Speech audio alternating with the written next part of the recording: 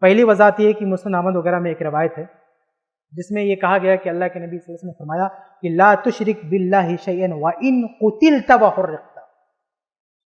آپ صلی اللہ علیہ وسلم نے کہا کہ تم شرک نہ کرو گرچہ تم کو مار دیا جائے، قتل کر دیا جائے یا جلا دیا جائے۔ یہ مسند احمد کی حدیث ہے۔ اگر یہ حدیث آپ نے پڑھی تو آپ کو لگے گا کہ بھئی یہ آپشن کہاں ہے رخصت کا، اس میں تو یہ ہے کہ مار ڈالے گئے، جلا دیے گئے تو بھی نہیں۔ تو میرے بھائی یہ روایت ضعیف ہے، یہ جو مسند احمد کی روایت ہے یہ روایت ضعیف ہے، علماء نے اس کو ضعیف کہا ہے، اور اس کو صحیح بھی مان لیں تو اس کو محمول کریں گے عزیمت پر۔ یہ پہلی وضاحت۔ دوسری وضاحت یہ کہ بہت سارے علماء ایک واقعہ بیان کرتے ہیں کہ بنو اسرائیل میں دو شخص کہیں جا رہے تھے تو ایک معبد پڑا، عبادت گاہ، شرکیہ عبادت گاہ، تو دونوں کو پکڑا گیا اور دونوں سے کہا گیا کہ اس پہ کچھ چڑھاوا چڑھاؤ۔ تو ان لوگوں نے کہا ہمارے پاس کچھ نہیں، کہا مکھی مار کے چڑھاؤ۔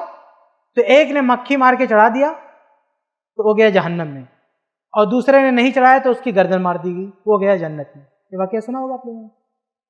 یہ واقعہ حدیث نہیں ہے، سمجھ رہے؟ بہت سارے لوگ سنتے سمجھتے ہیں کہ اللہ کے نبی کی حدیث، اللہ کے نبی صلی اللہ علیہ وسلم کی حدیث نہیں ہے۔ کتاب التوحید نامی جو کتاب، اس میں غلطی سے نبی کے نام سے یہ بات درج ہو گئی جس کی وجہ سے غلط فہمی پھیلی ہے، لیکن حدیث کی کتابوں میں کہیں بھی اللہ کے نبی صلی اللہ علیہ وسلم کے حوالے سے یہ بات نہیں آئی، یعنی ضعیف بھی نہیں، کسی کتاب میں ہے ہی نہیں نبی کے حوالے سے۔ یہ کس کے حوالے سے ہے؟ یہ سلمان فارسی رضی اللہ تعالیٰ عنہ کے حوالے سے ہے، اور یہ بات بنو اسرائیل سے نقل کی جا رہی ہے، یعنی نبی سے یہ بات نہیں روایت کی جا رہی۔ دیکھیں صحابہ کرام جو پرانے جو واقعات بتاتے تھے نا، تو دو سورس ہوتا تھا، ایک نبی اور دوسرا اس زمانے میں موجود پرانے مذہب کے ماننے والے عیسائی لوگ، ان کے پاس بھی تو آسمانی کتاب تھی نا، تو وہاں سے بھی وہ لوگ بتاتے تھے۔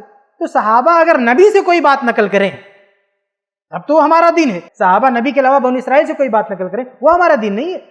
یہ جو واقعہ نا مکھی والا، یہ نبی سے نہیں نقل کیا گیا، بنو اسرائیل سے نقل کیا گیا، سلمان فارسی رضی اللہ تعالیٰ نے بنو اسرائیل سے اس کو نقل کیا ہے، اس لیے وہ ہمارے لیے دین نہیں ہے، ہم اس کو نہیں مان سکتے۔ اور بالفرض اگر نبی ہی نے اس کو بیان کیا ہوتا تو ابھی یہ پہلی شریعت ہے، ہماری شریعت نے اس کو منسوخ کر دیا۔ یہ ہو سکتا ہے ان کے لیے قانون ہو کہ وہ مجبوری میں بھی شرک نہیں کر سکتے، لیکن ہمیں تو رخصت دی گئی، ہماری شریعت میں جو قرآن میں ہے، جو حدیث میں آپ کے سامنے رکھ دی، تو اگر اس واقعے کو صحیح بھی مان لیں تو یہ پرانی شریعت کا مسئلہ ہے، ہماری شریعت کا مسئلہ ہے۔